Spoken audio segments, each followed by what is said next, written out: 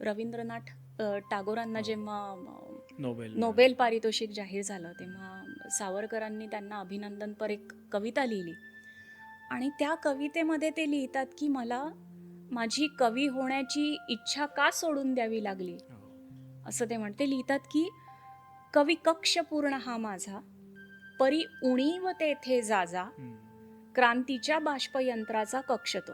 म्हणजे काय तर भारत माता जेव्हा आपली राजधानी परत घेण्यासाठी त्या सैनिक बाष्परथातून म्हणजे त्या ट्रेनमधून निघाली, त्यावेळी मलाही त्या कवी कक्षामध्ये बसायचं होतं, कवीच्या बोगींमध्ये बसायचं होतं.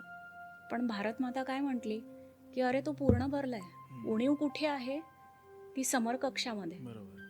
आईची आज्ञा, मी शिरसावंद्य मानून मी माझं स्वप्न सोडलं आणि समर कक्षामध्ये गेलो. काय पराकोटीचा त्याग असेल, मला बोलताना सुद्धा शहारे येतात.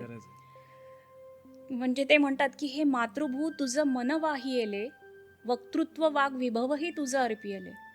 एखाद्या कवीनं काही लिहितो तर ते अपत्याप्रमाणे असतं त्याला, तर ते सुद्धा त्यांनी अर्पून दिलं होतं. आणि या पार्श्वभूमीवर आपण जेव्हा ती सागरा प्राण तळमळला ही कविता ऐकतो तेव्हा आपल्याही मनात कुठेतरी गलबलून येतं, पोटात कालवा कालव होते. आणि ही त्यांच्या काव्याचीच ताकद आहे, व्यक्तिमत्वाची ताकद आहे.